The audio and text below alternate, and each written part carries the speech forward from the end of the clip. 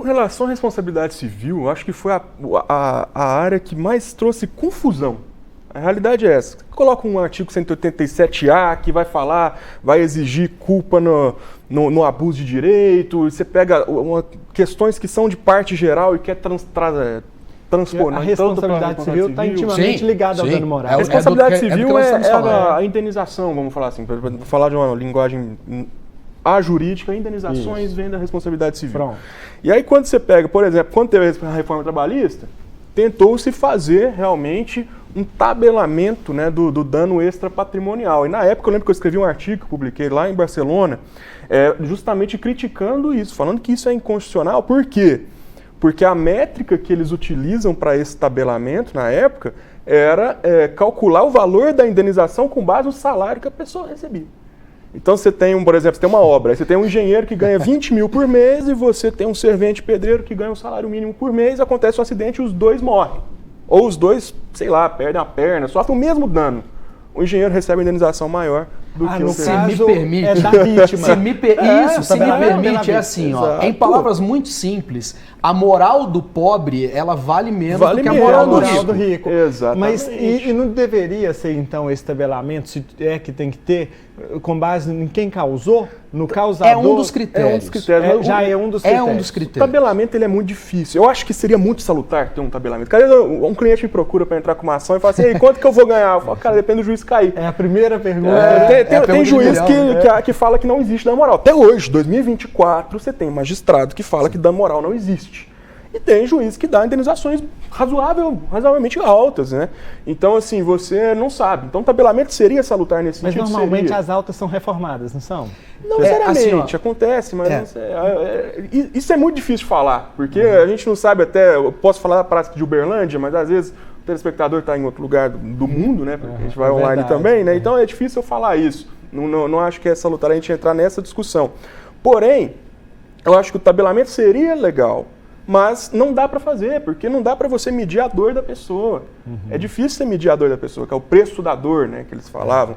Porque o magistrado, ele não consegue sondar o coração da pessoa, sondar o cérebro da pessoa para saber o que ela está sentindo de dor.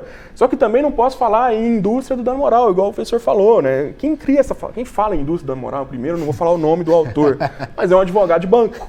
É um advogado de banco, né? Eu não quero que o meu cliente pague dano moral. Mas que pega, né? Agora, a questão, eu lembro, um grande amigo, professor Fernando Martins, você já entrevistou ele aqui. Muitas vezes. Eu lembro dele me falar, ele foi meu orientador no mestrado, eu lembro dele me falar assim, não, se existe indústria do dano moral é porque tem muita matéria-prima nos bancos, nas operadoras de plano de saúde. Excelente. Né? Então é por isso que tem uma indústria, que tem bastante matéria-prima. Né? E deixa eu trazer uma contribuição nessa linha. A prova de que o professor estava certo lá em 2016, quando ele publica esse artigo, é que recentemente o STF diz as indenizações não se limitam ao tabelamento criado pela CLT. E não pode, Danilo. Exatamente. Não, é absolutamente circunstancial. Ora, e assim, eu sou, repito, né, daria 7 programas aqui. É verdade. Mas sem nos aprofundar neste tema, outra crítica que eu faço é também superar esta ideia de que dano moral é somente a dor. É somente a tristeza. Se nós olharmos, e isso é curiosíssimo, né? Essa ideia de que dano moral é dor aqui no Brasil, ela surge quando o dano moral começa a chegar para nós na década de 60 e 70. E a ideia, à época, era, se dano moral é tristeza, a compensação tem que ser alegria. Por quê? E cá entre nós é um raciocínio bastante lógico. Né? Então, se eu lhe causava constrangimento, eu te pagava uma viagem com a sua família para a praia, para que você ficasse feliz.